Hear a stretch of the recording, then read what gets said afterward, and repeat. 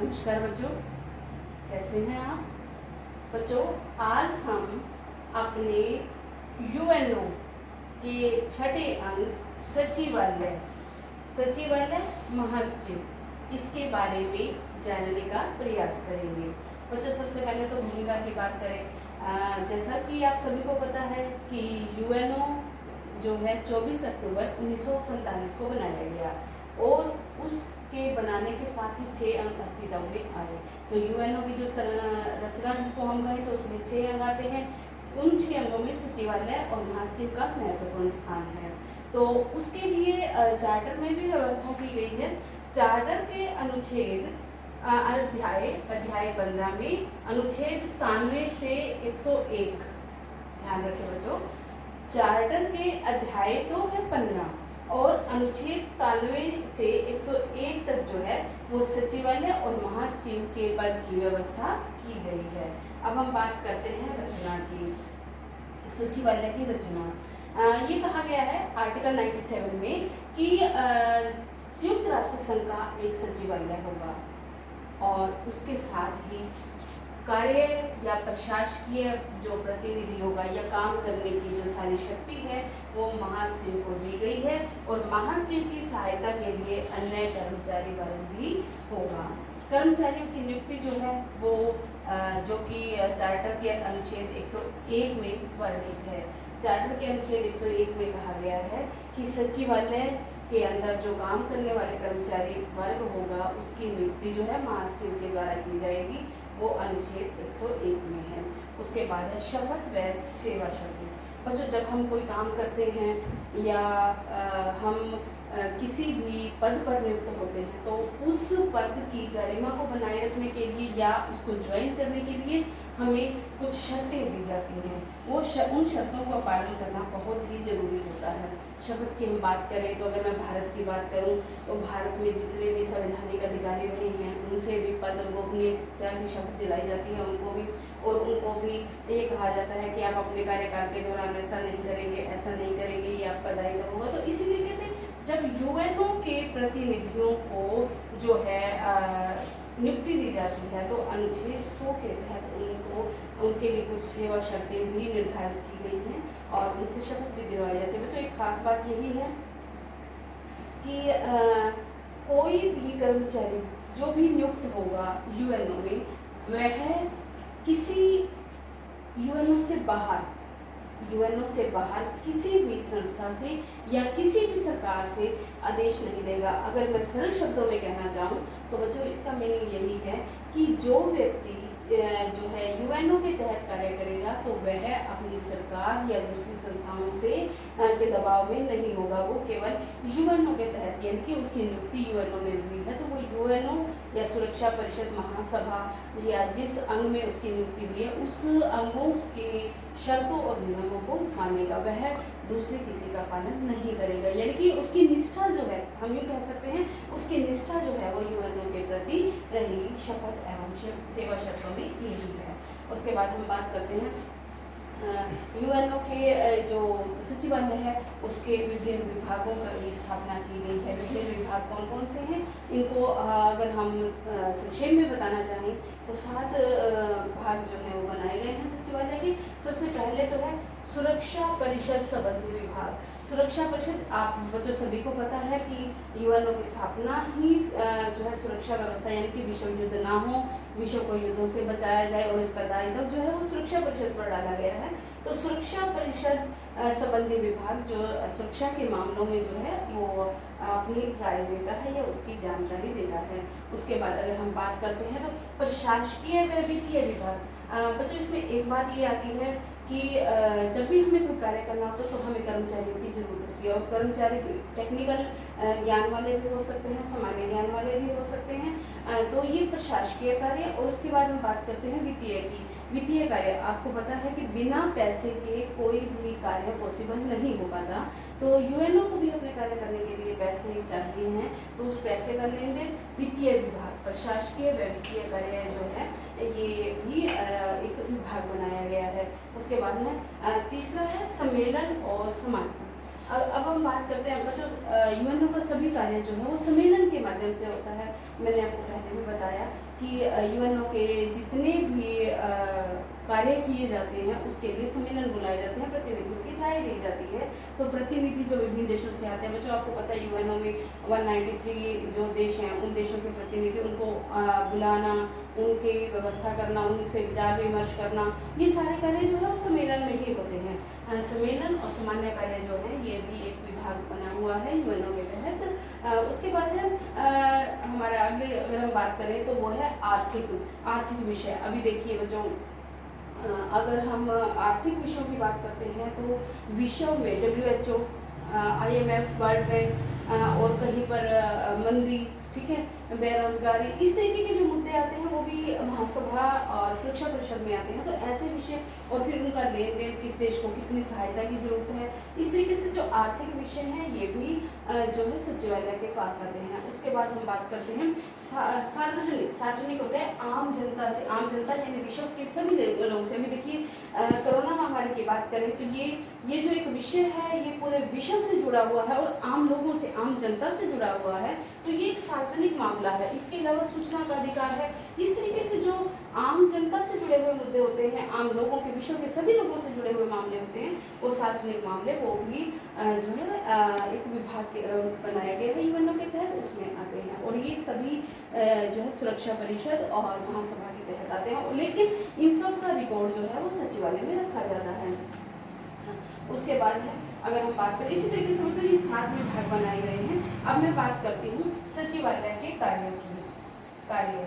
बच्चों मैं इस अगर पूरे सचिवालय के इम्पोर्टेंस या कार्यों को बताने से पहले एक एग्जाम्पल देना चाहूँगी। एग्जाम्पल क्या, जिस तरीके से हम किसी भी विद्यालय या स्कूल में या किसी भी संस्था में काम करते हैं तो उसका सारा रिकॉर्ड जो है एक कार्यालय में रखा जाता है। हमें कोई भी सूचना देनी है, मान लीजिए लिपिक कार्यालय, हम अपने महाविद्यालय की भी बात करें तो महाविद्यालय में बच्चों का रिकॉर्ड, फीस का रिकॉर्ड या बच्चों की पढ़ाई से संबंधित जो दस्तावेज है या उनके असेसमेंट की किसी तरीके का भी जो भी कार्य है वो सारा जो है क्लेरिकल ऑफिस में रखा जाता है ताकि हमें जो है वो सूचना मिल सके। तो इसी तरीके से सचिवालय जो है वो यूएनओ का हेड है। हेड मतलब सारी सूचनाएं हमें वहाँ से मिलती हैं। तो किस तरीके के कार्य करता है, बैठ के मैंने अभी आपको पहले भी बताया कि यूएनओ जितने भी कॉन्फ्रेंसेस या सम्मेलन ऑर्गेनाइज करता है, बैठ के ये प्रतिनिधियों को बुलाता है, उन सभी की का रिकॉर्ड जो है वो सचिवालय में रखा जाता है। उसके बाद हम बात करते हैं सूचनाओं की।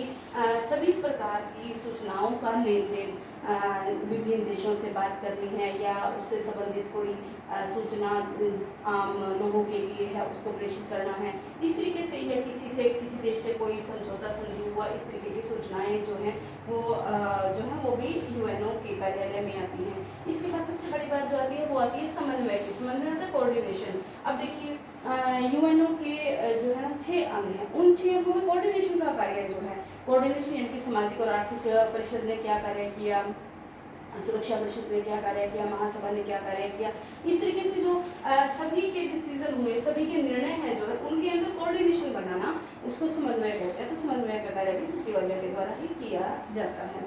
उसके बाद है संधि या समझौते। बच्चों एक चीज़ आपको जो है मैं समझाना चाहूँगी कि यूएनओ के तहत जो झगड़े आते हैं, विवाद आते हैं, या 2 देशों के बीच में जो संधि या समझौता हुआ, उन संधि या समझौतों का रिकॉर्ड रखना, उनका पंजीकरण करना, क्योंकि जब तक कोई संधि समझौता जो है 2 देशों के बीच में या कई देशों के बीच में हुआ, उसका रिकॉर्ड ना रखा जाए, उसको जो है प्रेषित ना किया जाए, या फिर उनके अंदर कोई झगड़ा होने की संभावना, तो कोई रिकॉर्ड ना बने, तब तक वो संधि समझौते से ढंग से लागू नहीं होता।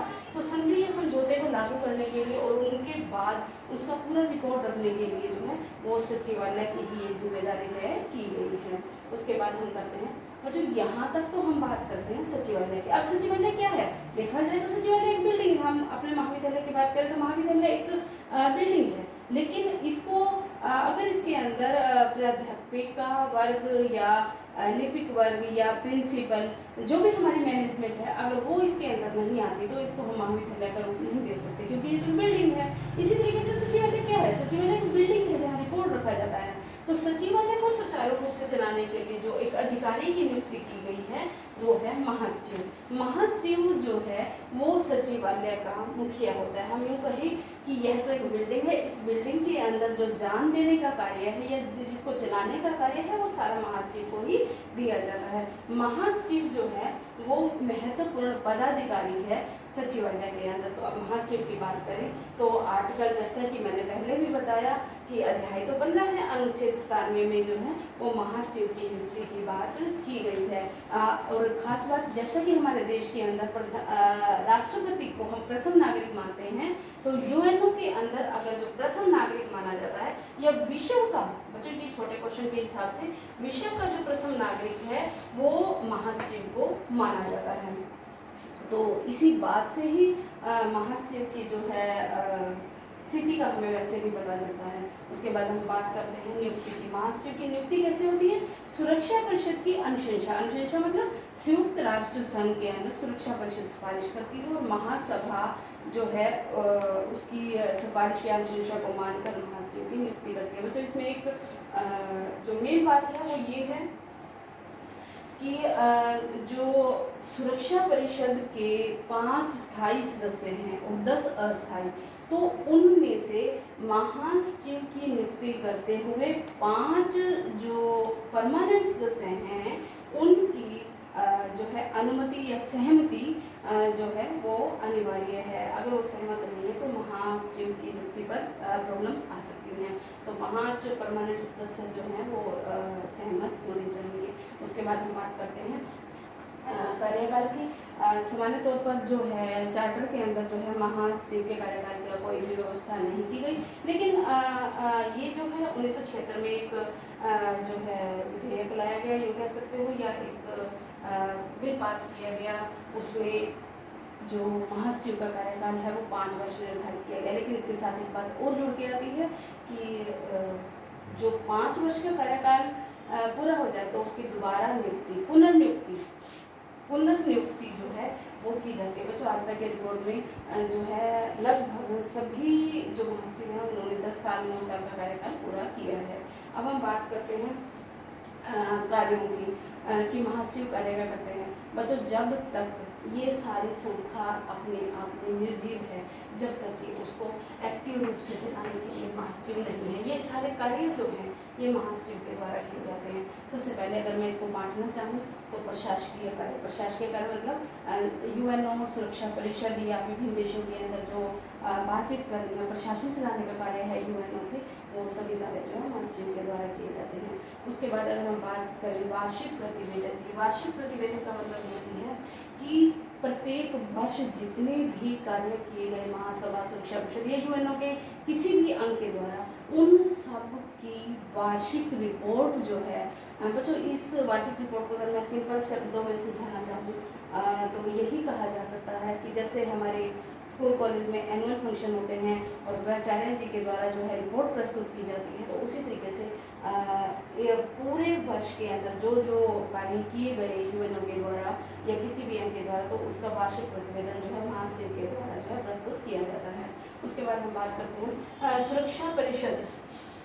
सुरक्षा परिषद का जो है उसका जो कार्य है, सभी संधियाँ समझौते या जो भी व्यवस्था की जा रही है वो सारा कार्य भी महासचिव के द्वारा किया जाता है। इसके अलावा जो है कर्मचारी वर्ग की नियुक्ति है वो भी महासचिव के द्वारा की जाती है। उनकी नियुक्ति का कार्य जो है महासचिव के द्वारा किया जाता है। इसके बाद है राजनीतिक कार्य। बच्चों इसमें एक समझने वाली बात यही है कि राजनीतिक हर देश में प्रधानमंत्री, राष्ट्रपति अपने देश के राजनीतिक कार्यों के लिए जिम्मेवार होते हैं। तो महासचिव जो है वो यूएनओ के सभी अंग, जैसा कि आप सभी को पता है यूएनओ के 6 अंग हैं, महासभा, सुरक्षा परिषद, आर्थिक सामाजिक परिषद, तो प्रत्येक अंग के जो अधिकारी हैं वो अपने अंग का प्रतिनिधित्व करते हैं। लेकिन यहाँ पर मैं महासचिव की बात करूँ तो महासचिव 6 के 6 अंग जो भी हमारे यूएनओ के हैं उन 6 अंगों का प्रतिनिधित्व जो है वो महासचिव करता है।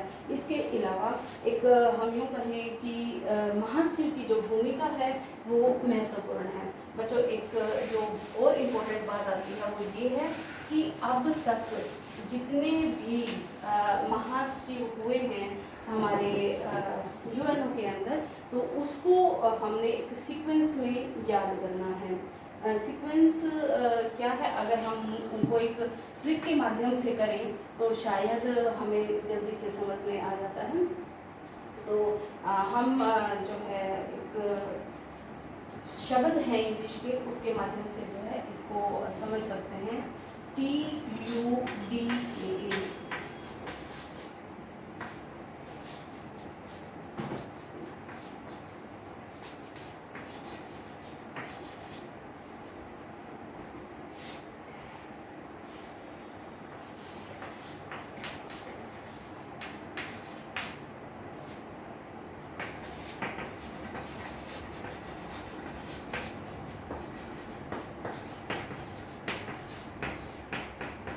बच्चों ये एक हमारी ट्रिक है, हमें जो है याद करनी है कि आज तक जितने भी हमारे जो महासचिव हुए हैं उनको हम याद करें तो किस तरीके से करें।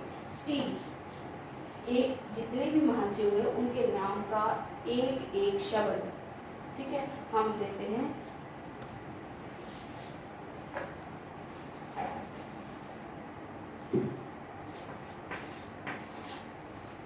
टी, सबसे पहला वर्ड आता है टी, ट्रिग वैली, ठीक है। डी, डी से डैम हैमरशोल्ड। यू से उत्थान, ठीक है। के, कुर्तवाल्दी, ठीक है। डी, ट्रिग वैली, डी से डेड हैमरशोल्ड, यू से उत्थान, के से कुर्तवाल्दी, ठीक है।